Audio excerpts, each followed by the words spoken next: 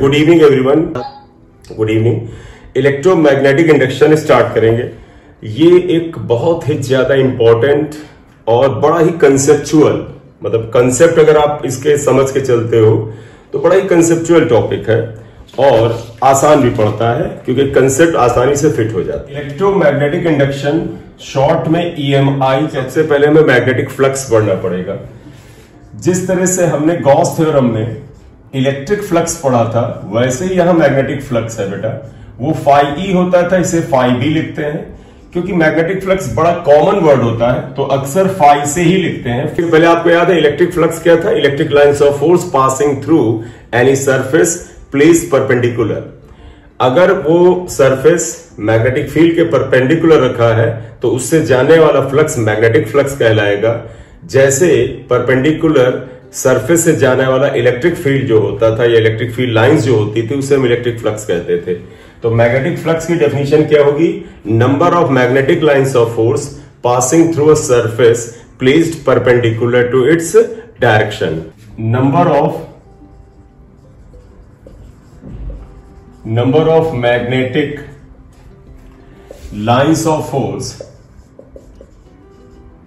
Passing through a surface placed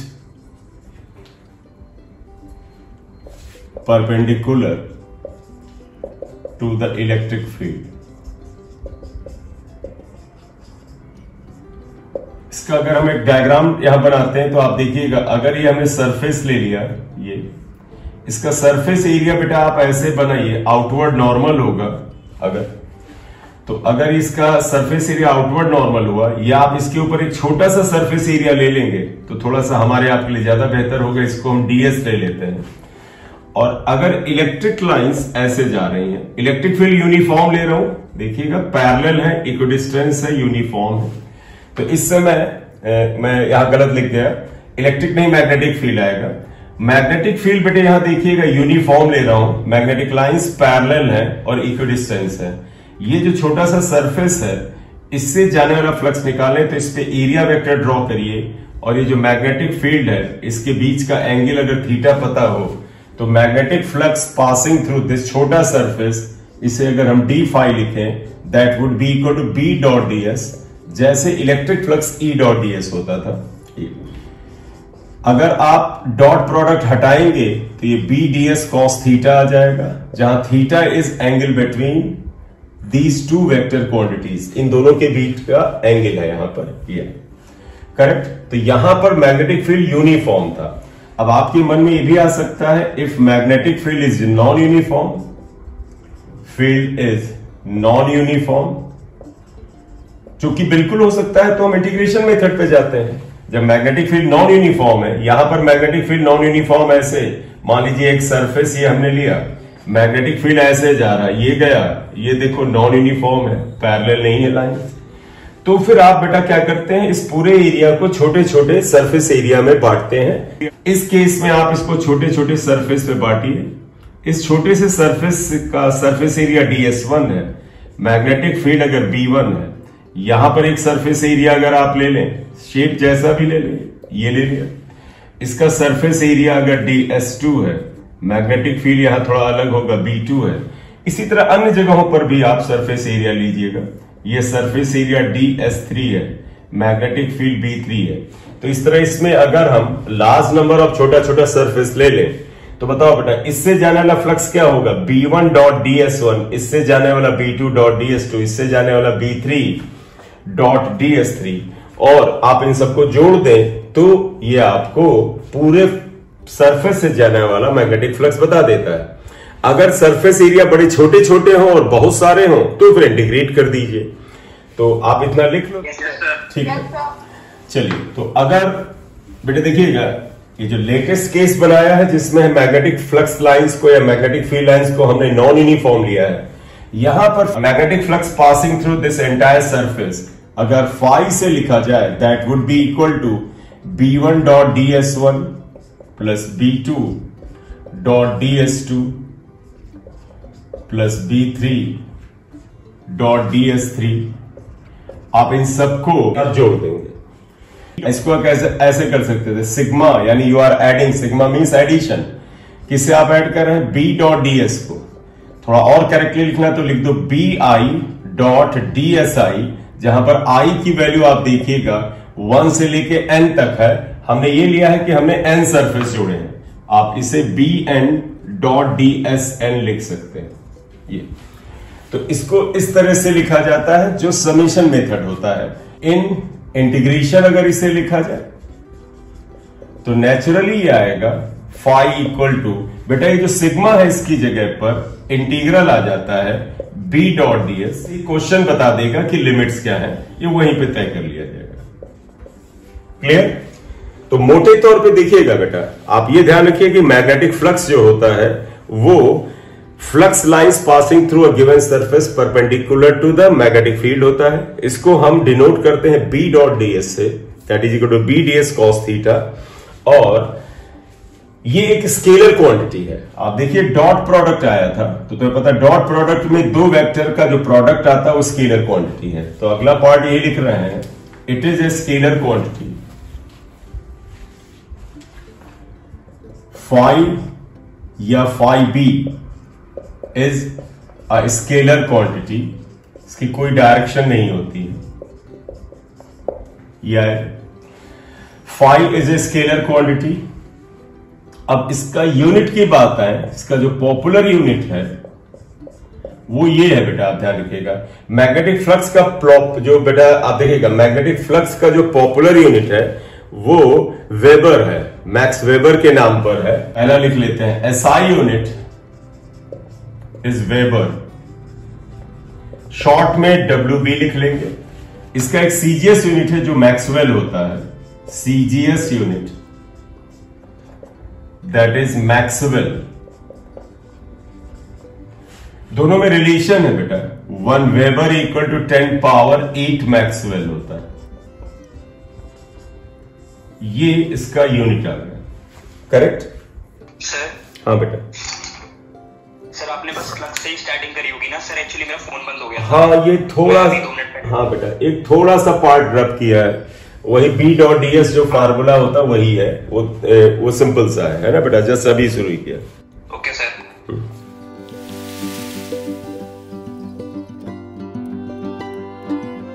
magnetic field B is this, B1I cap plus B2J cap plus B3K cap.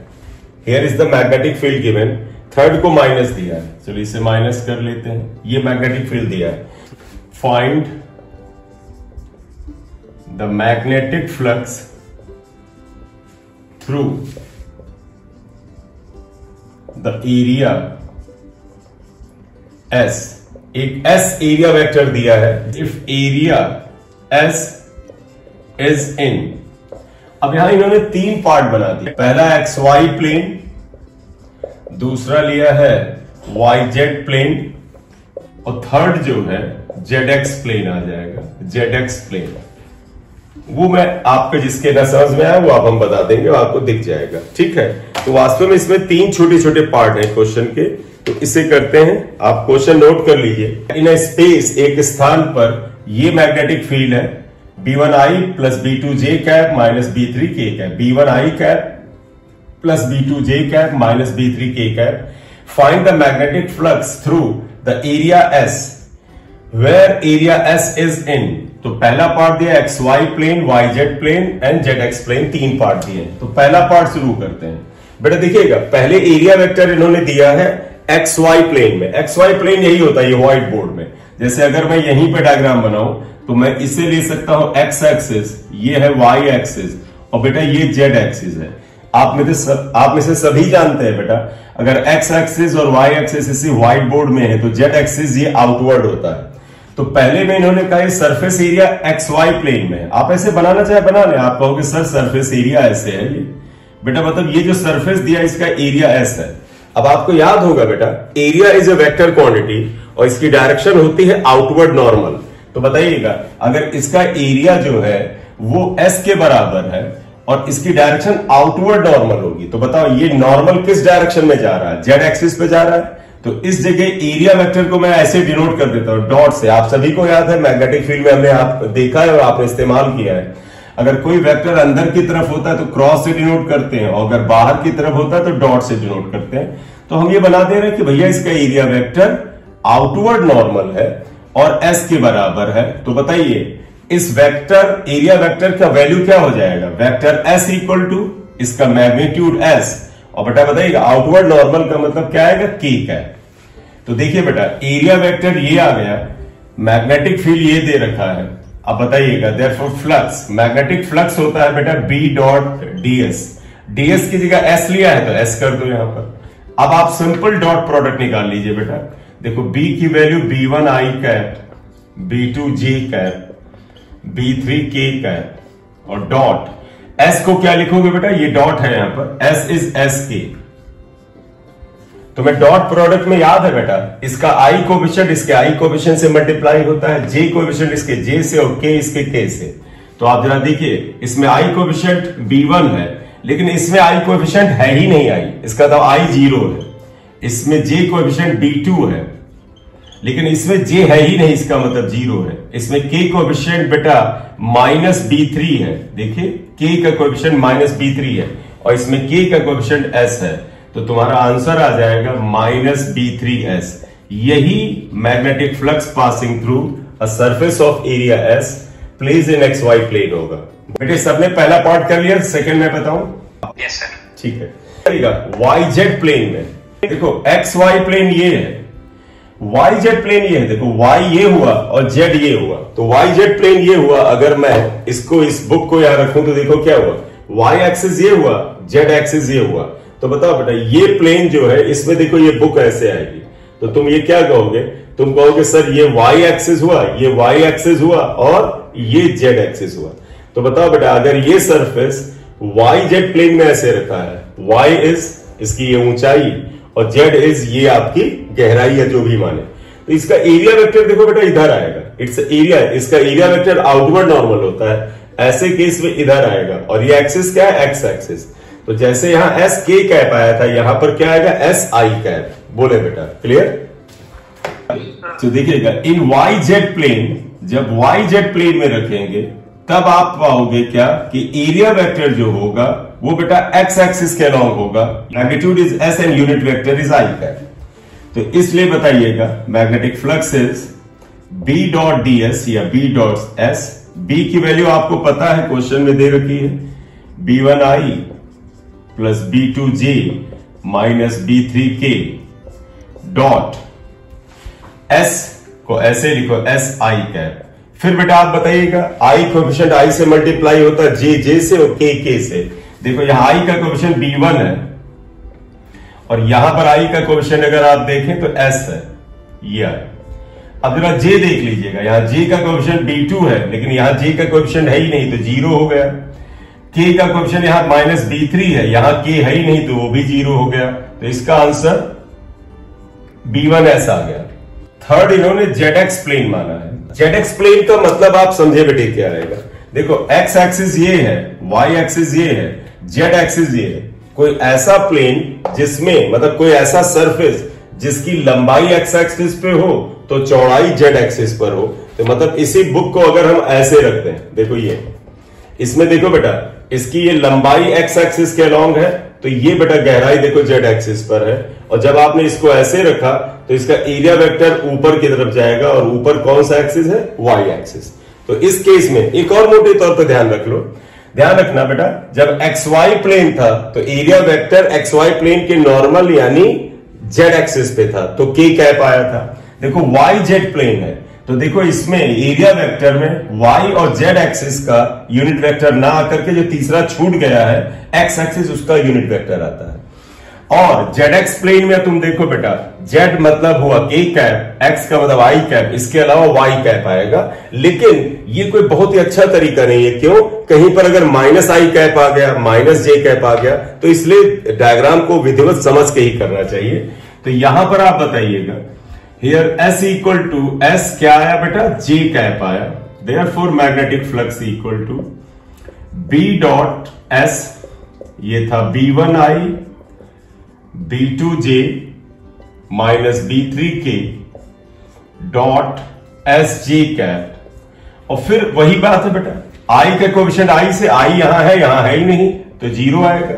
पूरा लिखना तो आप ऐसे लिख लो, B1 का देखो इस वाले में I का कोएफिशिएंट B1 है, इस वाले में 0 है, प्लस B2 J का कोएफिशिएंट यहां B2 है, यहां J का कोएफिशिएंट S है, प्लस K का कोएफिशिएंट यहां B3 है, माइनस B3 लिख दो आप, लेकिन यहां K है ही नहीं तो 0 आएगा, ये तो बेकार ही हो जाएगा। तो ये 0 बेटा, ये 0 तो सिर्फ B2S आएगा।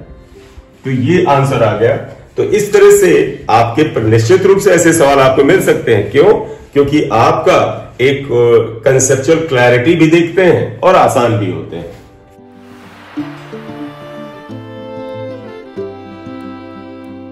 Figure shows long wire carrying current I and square conducting loop of wire of side L at distance A from the wire. Both wire and loop are in same plane. एक ही plane में है। Find magnetic flux through the square loop. Square loop से जाने वाला magnetic flux ये पूछ रहा है। बड़ा अच्छा सवाल है ये। देखो इन्होंने ऐसे दे रखा है, एक स्क्वायर लूप है बेटे, ये क्वेश्चन में इन्होंने छोटा सा डायग्राम दिया हुआ है, और एक ये लॉन्ग वायर है। बेटा जब भी वर्ड लॉन्ग यूज हो इसका मतलब इनफाइनाइटली लॉन्ग होता है। तो वर्ड लॉन्ग आए तो इनफाइनाइटली लॉन्ग वायर आप मानोगे। इसमें करंट I है, इसका एक एंड, ये जो लूप है बेटा इसका एक एंड A दूरी पे रखा हुआ है, it is at a distance A, और इस स्क्वायर की साइड बेटा L के बराबर है, मतलब लंबाई चौड़ाई दोनों L है।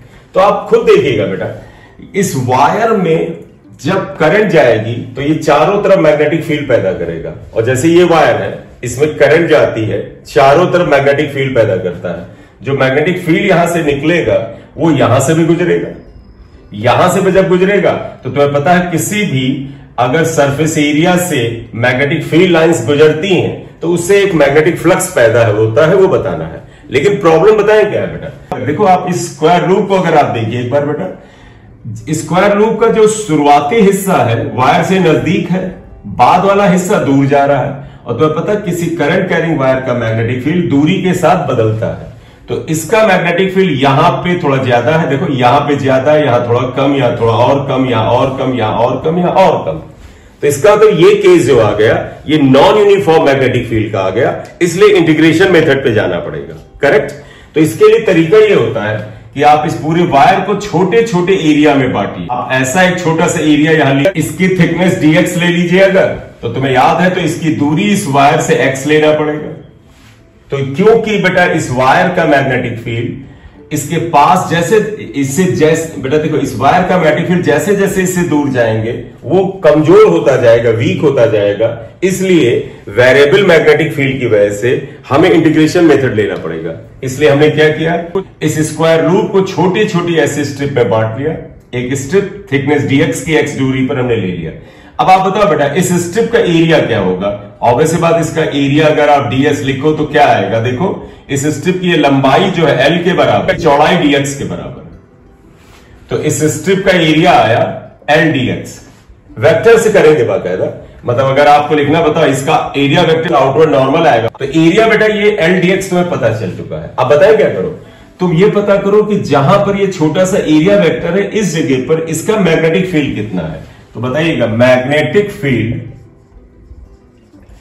Due to wire means current carrying wire at the place of, ये जो बेटा छोटा स्ट्रिप है, स्ट्रिप, और वो दूरी x पर है। बेटा याद है इनफाइनाइट लॉन्ग वायर का मैग्नेटिक फील्ड होता है, अगर आप में से किसी ने उसे नहीं ध्यान दिया या नहीं याद है या न जिक्र हुआ हो तो बेटा इनफाइनाइट लॉन्ग वायर का मैग्नेटिक फील्ड का फार्मूला होता है μ0/2π I/r, जहां I करंट है बेटा, r डिस्टेंस है, तो ऑब्वियस सी बात है यहां डिस्टेंस x है तो ये I बाई एक्स हो जाएगा, तो that would be equal to बेटा b इक्वल टू हो जाएगा, वेक्टर अभी नहीं लिख रहे हैं, चलो वेक्टर लिख लेते हैं, mu naught upon 2 pi I by x आएगा। इसकी डायरेक्शन बता सकते हैं, इसको इक्वेशन 1 लिख लो, इसको इक्वेशन 2 लिख लो। इसकी डायरेक्शन सभी को याद है, राइट हैंड पाम रूल लगाते हैं। राइट हैंड पाम रूल क्या कहता है बेटा, दाहिने हाथ के अंगूठे को और उंगलियों को ऐसे 90 पे रखो, जिधर ये करंट होती है उधर ये अंगूठा रखिए, जिस पॉइंट पे मैग्नेटिक फील्ड चाहिए, हमें यहां मैग्नेटिक फील्ड चाहिए, उधर की तरफ उंगलियां रखिए, तो जिधर से आप थप्पड़ मारते हैं उधर मैग्नेटिक फील्ड होगा, तो मैग्नेटिक फील्ड अंदर की तरफ होगा। तो आप क्या कहोगे, एरिया वेक्टर, मैंने आई कैप लिख दिया था, मुझसे थोड़ी गलती हुई यहां पर, एरिया वेक्टर जो बेटा हमने लिया था वो बाहर था तो इसे के कैप लेना चाहिए था। इसकी डायरेक्शन क्या है बेटा, इस नीचे की तरफ आई तो माइनस के कैप आएगा। बोलिए इसमें किसी को प्रॉब्लम हो तो बताए बेटा, यहां पे डिस्कस किया जा सकता है। नहीं सर। ठीक है, अब बेटा आप ऐसा करो, इस छोटी सी स्ट्रिप से जाने वाला, बेटा ये जो छोटी स्ट्रिप है इससे जाने वाला फ्लक्स बताओ, तो बताइएगा। देयरफॉर मैग्नेटिक फ्लक्स इससे जाने वाला डी फाई जो हो जाएगा वो बेटा हो जाएगा बी डॉट डी एस, और that would be equal to mu naught upon 2 pi I by x. आप इसे माइनस की कैप लिख लें और डॉट इसे लिख देंगे एल डी एक्स, इसे आप लिख दीजिएगा के कैप। तो पता है डॉट प्रोडक्ट में इसको मल्टीप्लाई करते हैं 1 आ जाता है, तो क्या बात वही है ना बेटा, डॉट प्रोडक्ट में के डॉट के क्या होता है 1 होता है, तो minus mu naught upon 2 pi I L upon x dx, ये इतना आ जाएगा मैग्नेटिक फ्लक्स पासिंग थ्रू बेटा इस छोटा सा स्ट्रिप। अब हमें पूरे एरिया से चाहिए बेटा, तो आप क्या करेंगे, इंटीग्रेट करेंगे इस पॉइंट से लेके यहां तक।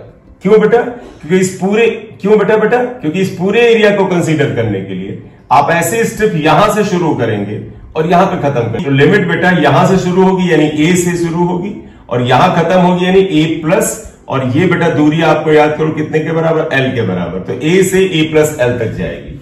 तो therefore magnetic flux through entire loop या एरिया, आप इसे फाई से डिनोट करें, that is obtain by integrating from, बेटा लिमिट क्या हुआ यहां से, मतलब ए खत्म करेंगे यहां, यानी ये दूरी बेटा ए और ये दूरी एल, ए प्लस एल, यहां पे जाके आप खत्म करेंगे इसे ए प्लस एल, इस पूरे को इंटीग्रेट करेंगे minus mu naught upon 2 pi I L D x upon x. Correct, ये करना है। अब आप इसे सॉल्व कर लीजिए, आपका आंसर आ जाएगा। तो बेटे मैग्नेटिक फ्लक्स आ जाएगा minus mu naught upon 2 pi I l integral 1 upon x d x, a से ए प्लस एल आएगा, minus mu naught upon 2 pi I l integral 1 upon x d x log x होता है, तो log x आ जाएगा, limit a से a plus l रहेगा, limit डाल दीजिए आंसर आ जाएगा, minus mu naught upon 2 pi I l log a plus x minus log a, ये माइनस अगर अंदर लिए जाए तो ये प्लस हो जाएगा, तो mu naught upon 2 pi I L, आप इसे log A minus log a plus x कर सकते हैं, और लॉग आप सबको लिखना आता है जब माइनस में होता है, mu naught upon 2 pi I l log, ये हो जाएगा ए अपॉन ए प्लस एक्स, ए अपॉन ए प्लस एक्स। बोले बेटे इतना ही आंसर आ रहा, देखिए मैंने एक्स कर लिया, ठीक है। ये बेटा लिमिट रखने में एक प्रॉब्लम हुई है, बट करेक्ट कर लीजिए। देखो लिमिट थी a से a प्लस एल, तो हमने यहां पर अपर लिमिट को a प्लस एल की बजाय a प्लस एक्स लिख दिया है, इसे a प्लस एल कर ले, ये भी a प्लस एल हो जाएगा और ये भी बेटा फिर a प्लस एल हो जाएगा। Yes sir. तो ये है एक अच्छा सवाल है। ये बेटे हमने अभी तो मैग्नेटिक फ्लक्स पढ़ा, अब हम बात करें कि इलेक्ट्रोमैग्नेटिक इंडक्शन क्या है, तो इसे मिटा के इलेक्ट्रोमैग्नेटिक इंडक्शन के फिनोमिना की बात करते हैं।